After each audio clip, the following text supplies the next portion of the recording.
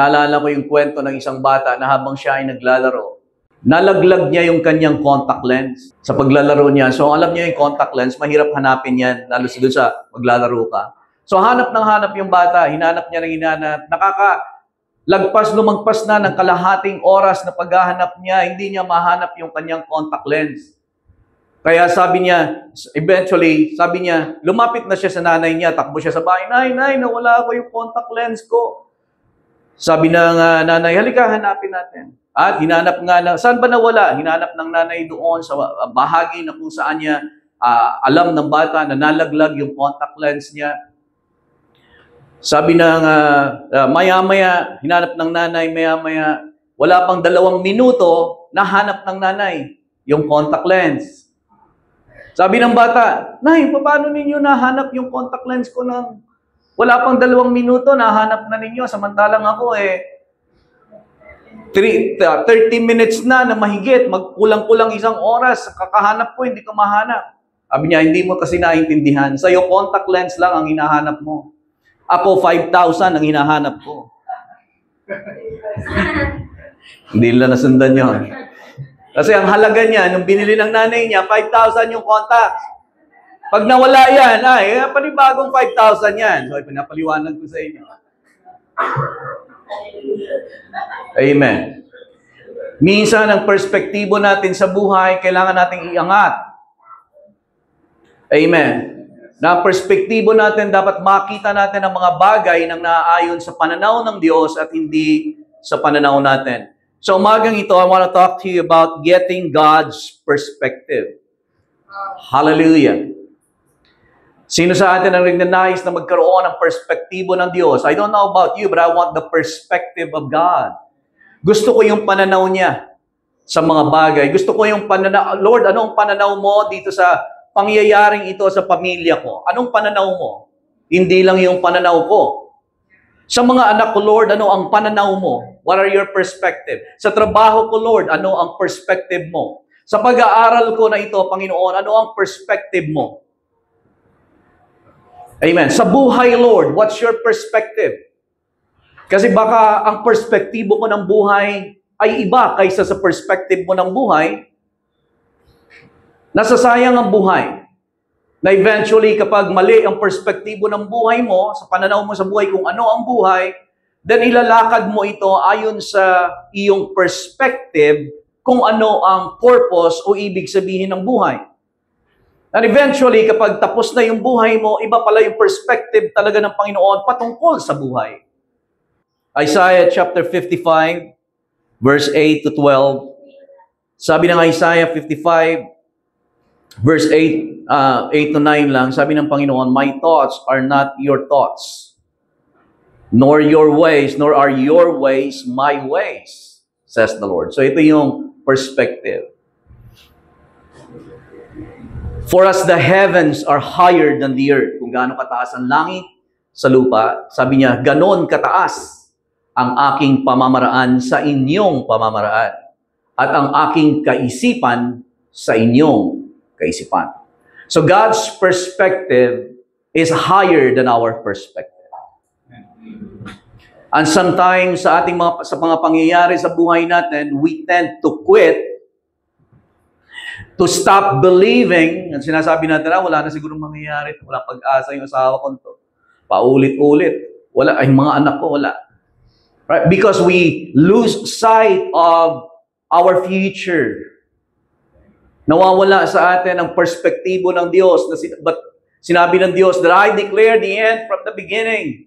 But sometimes, again, ang perspective natin ay limitado, kaya tayo bumibitaw. Natatakot tayo sa kasalukuyan na nangyayari sa atin, na nakakalimutan natin ang sinabi ng Diyos. There is something greater than our physical eyes can see. Amen. At dapat lang natin lawakan, hakunin ang perspektibo ng Diyos. Sa buhay, meron tayong tinatawag na mga extraordinary perspective that we have to have in life. Nilagay ko lang yung extraordinary perspective kasi nga, ito yung perspective na parang extraordinary. Kasi pag ordinaryo ka lang, ordinary lang na mga perspective, ay hindi mo ito tataglayin. Ang makikita mo ay yung natural lang na nakikita. Kaya tinawag ko ito na extraordinary. Three extraordinary perspectives that we have to have in life, or we must have in life, is that we have to have insight. Right? Ang insight, yung mga pagkakita sa mga pangyayari na hindi lang siya sa surface. Right? So meron kang insight. Ibig sabihin, insight is like looking at a microscope through details. So halimbawa, yung dahon, kita mo dahon, kulay niya. Ganyan lang, kulay ganito, may mga guhit-guhit. Pag tinignan mo na siya sa microscope, makikita mo na yung mga detalye nito, ang intricacy nito, kung paano siya dinisenyo, makikita mo na. So, ang tawag natin doon, insight.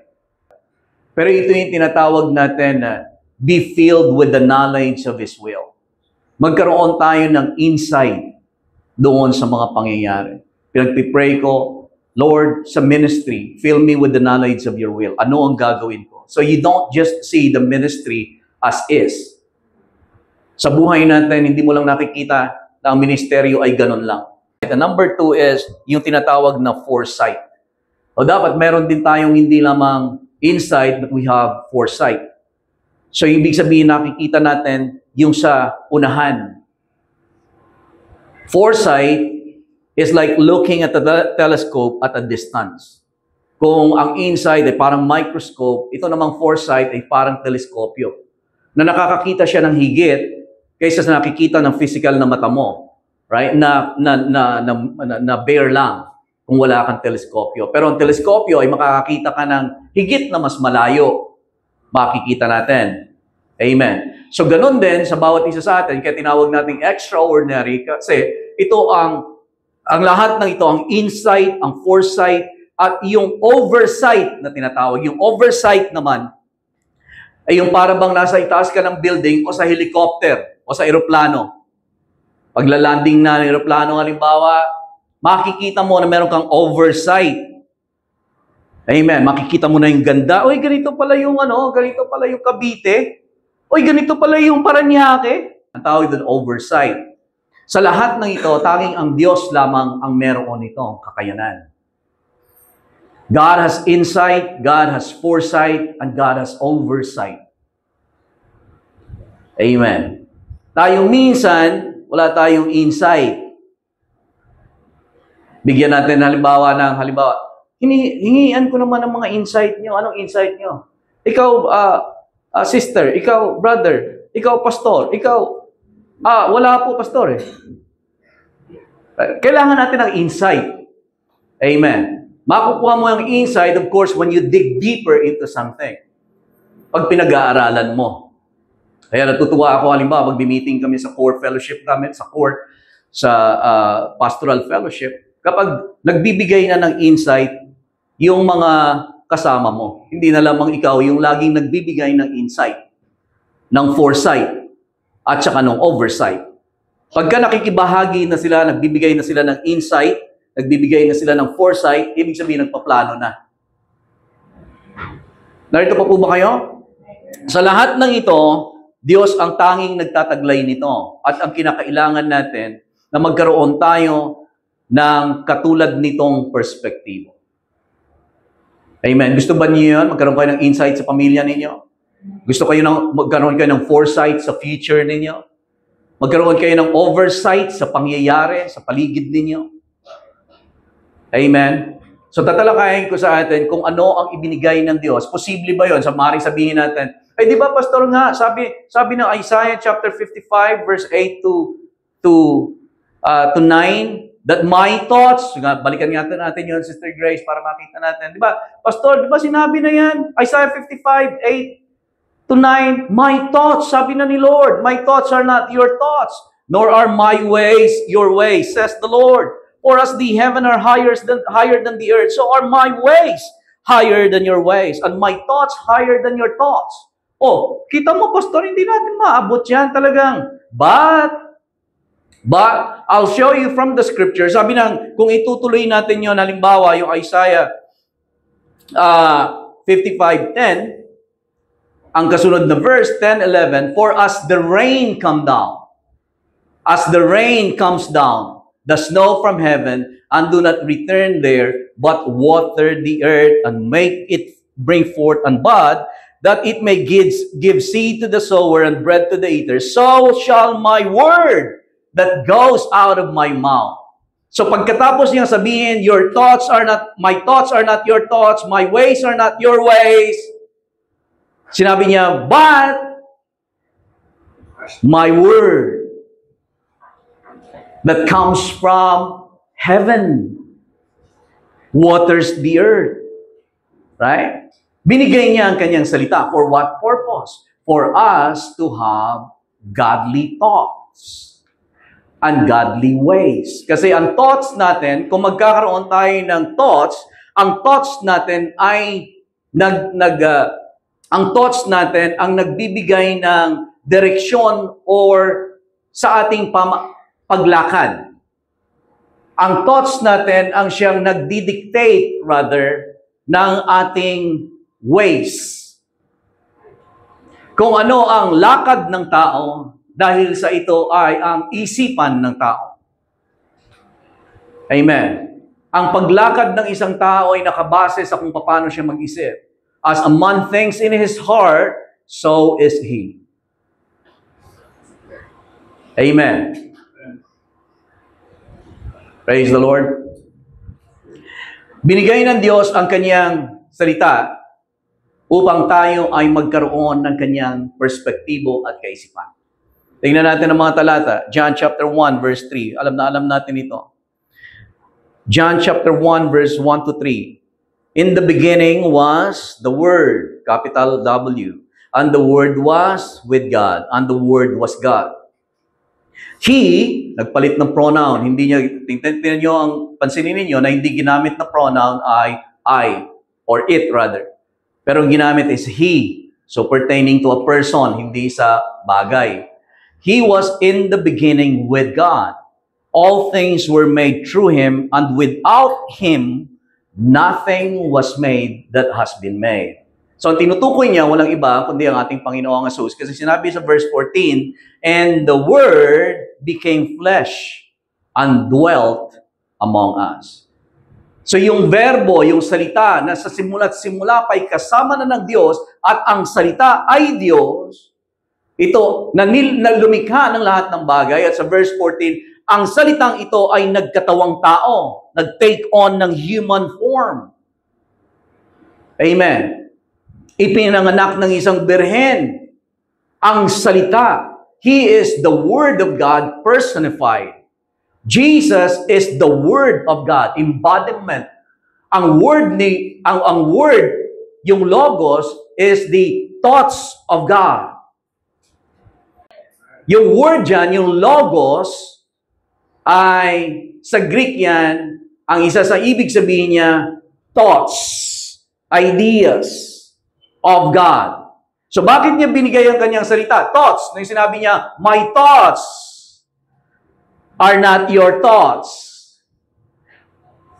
Amen. My ways are not your ways. My thoughts are as the heavens are higher than the earth, so are my thoughts higher than your thoughts. Pero bakit niya ibinigay ang kanyang salita? The Word. In the beginning was the Word, and the Word was with God, and the Word was God. He was with God in the beginning. Nothing was made that has been made without Him. And verse 14, the Word became flesh.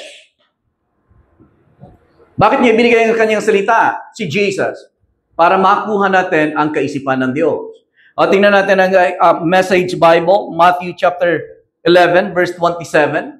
So, nagturo ang Panginoon, pinakita niya, paano natin, ang sabi ng Panginoon sa kanyang ministry, of course, Jesus, nagturo siya, nagpagaling siya.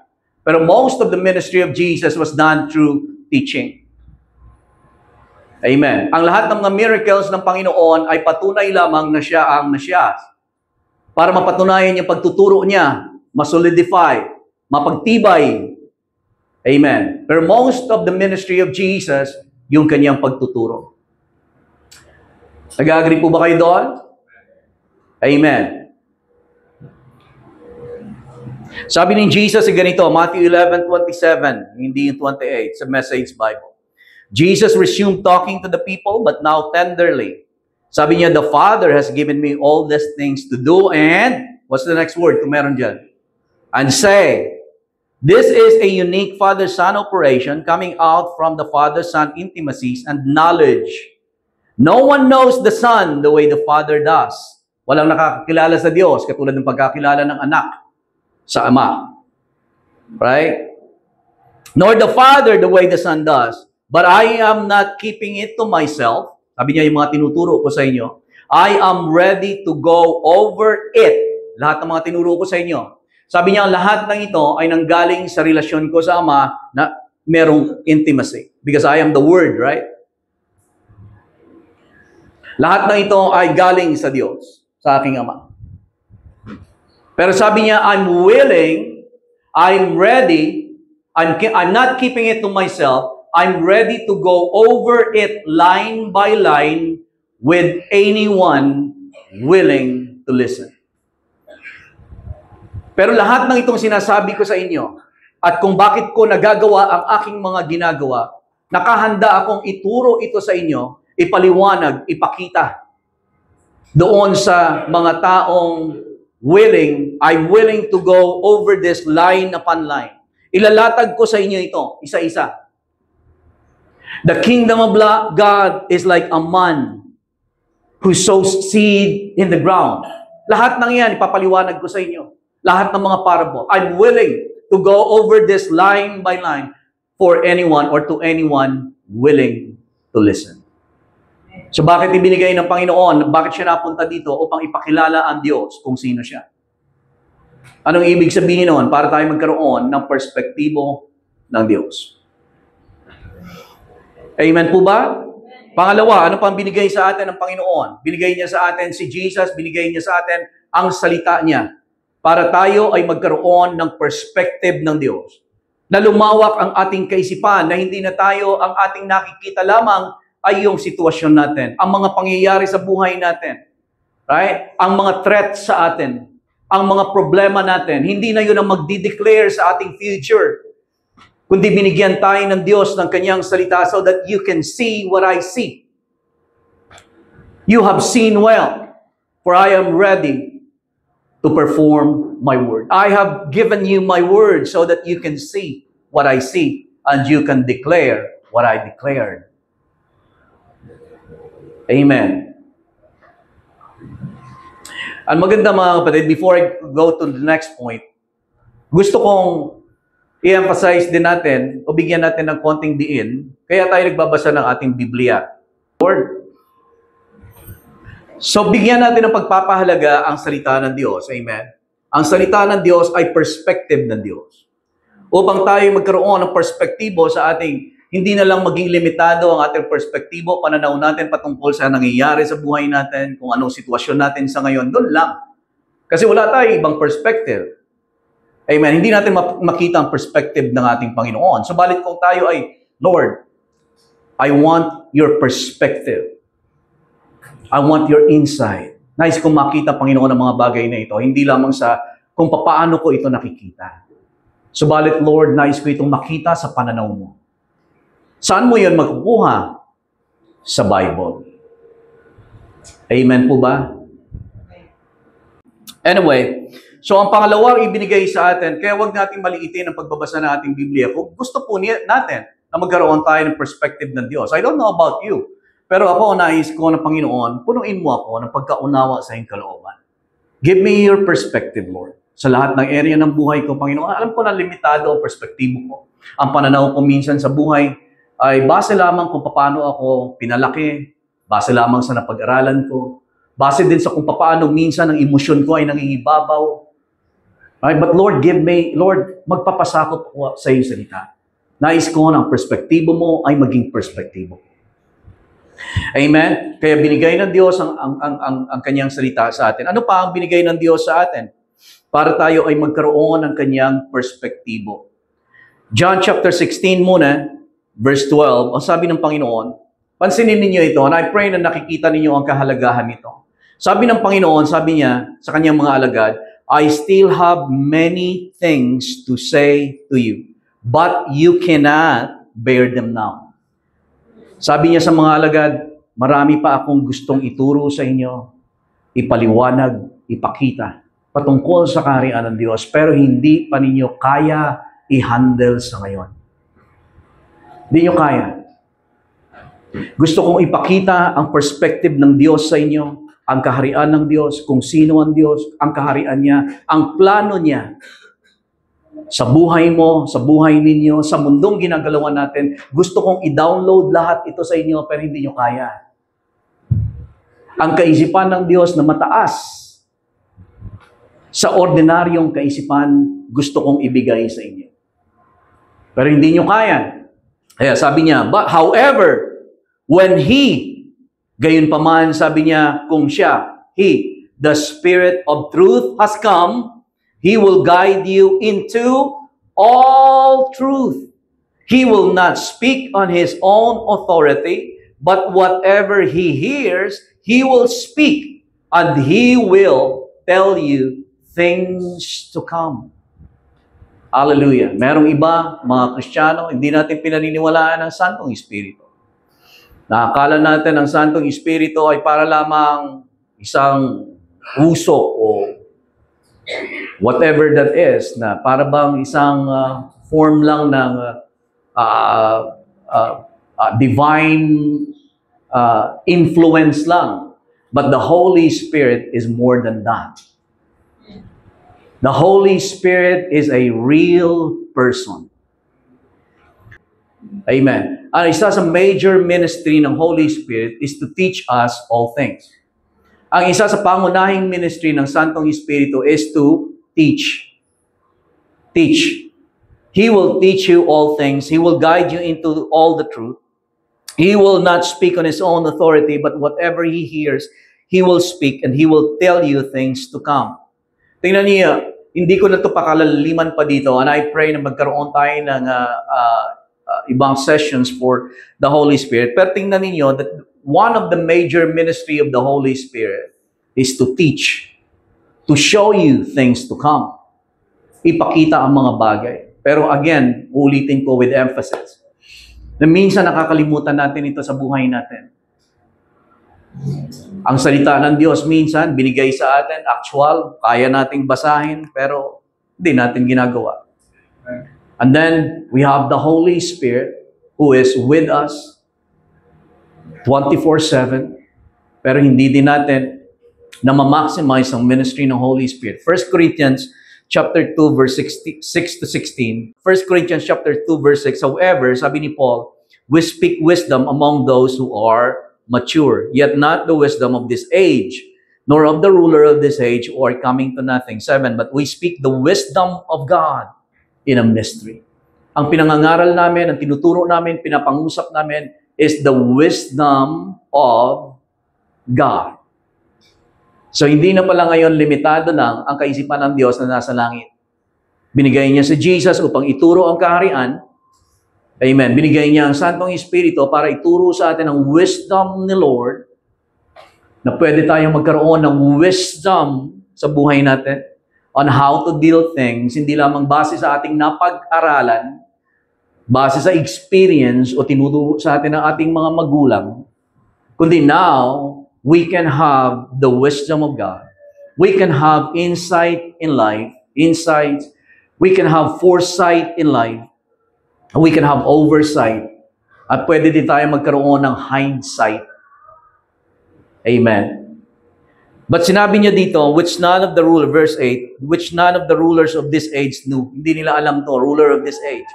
Yung mga presidente na mga na wala ang Diyos, for they had known they would not have crucified the Lord of glory. But it is written, sabi niya, eye has not seen, nor ear heard, nor have entered into the heart of man the things which God has prepared for those who love Him. Wala pa daw nakakita, wala pang nakakarinig doon sa mga bagay na inihanda ng Diyos. At hindi tayo titigil doon. So verse 10, but God. So but God. Everybody say, but God. Ang sabi ng verse 9, wala pang nakakakita, wala pang nakakarinig doon sa mga bagay na inihanda ng Diyos sa atin. But God has revealed them to us.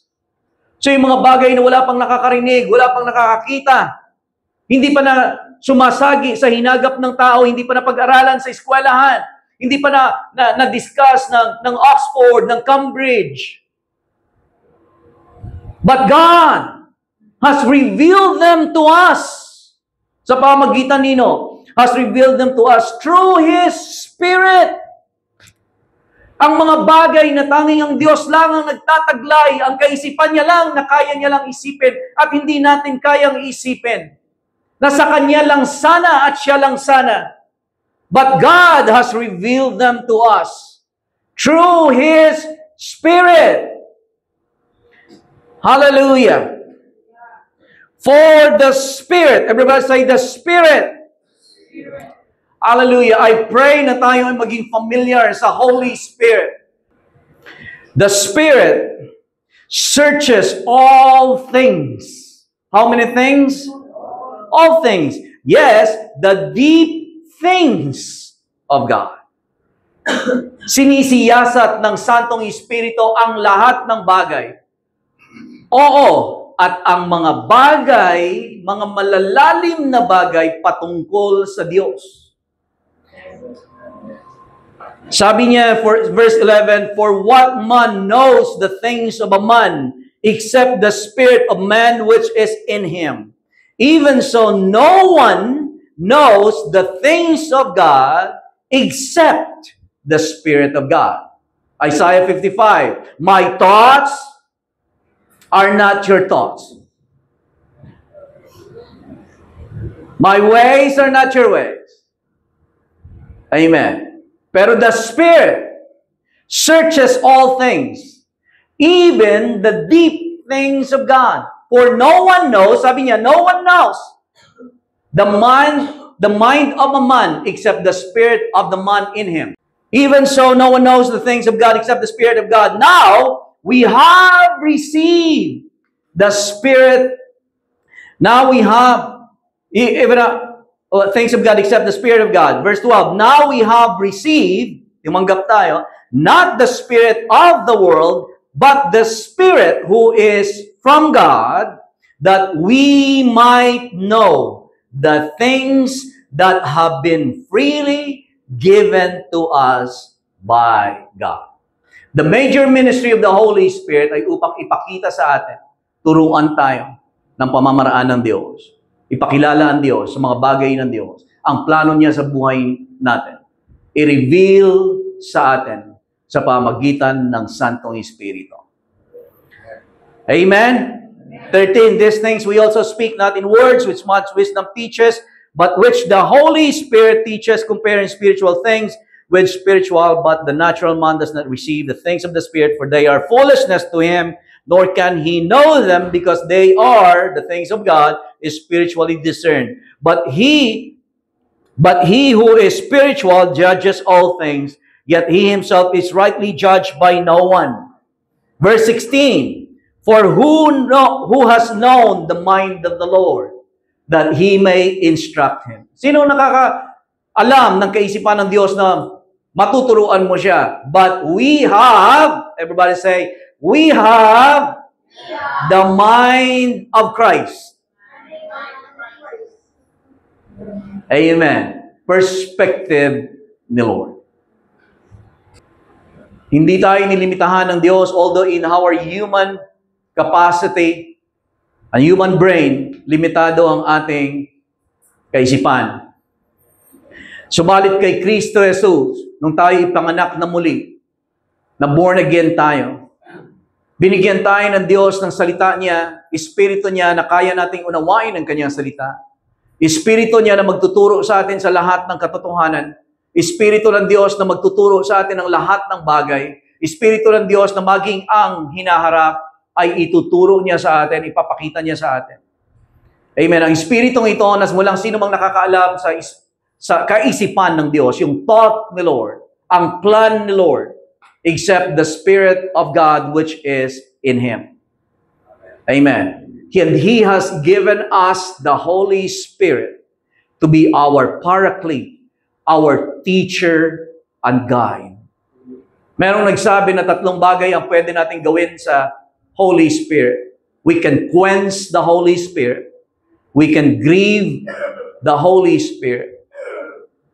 Right? And we can grieve the Holy Spirit, we can quench the Holy Spirit, and we can lie to the Holy Spirit. But we have the Paraclete, the Holy Spirit in our lives. Ang tawag po dito mga kapatid, getting God's perspective, ang tawag dyan, paglagong spiritual. Kapag lumalago na tayo spiritually, kapag nakukuha na natin ang perspective ni Lord sa mga bagay na dati limitado ang perspective natin, kasi ang nakikita natin ay yung kasalukuyan lang, ang nakikita natin ay ang nararanasan lang natin, nakikita natin ang kondisyon lang natin. Kapag nagkaroon na tayo ng perspective ni Lord at nakikita na natin ang mga bagay ayon sa kanyang pananaw, ang ibig sabihin niyan, lumalago na tayo spiritually. Amen. Nagiging katulad na tayo ng ating Panginoon sa pag-iisip. At doon, higit tayo na nagiging pagpapala sa church, sa ating pamilya, sa ating generation, sapagkat iba na ang pananaw natin sa buhay. Lumalago na tayo.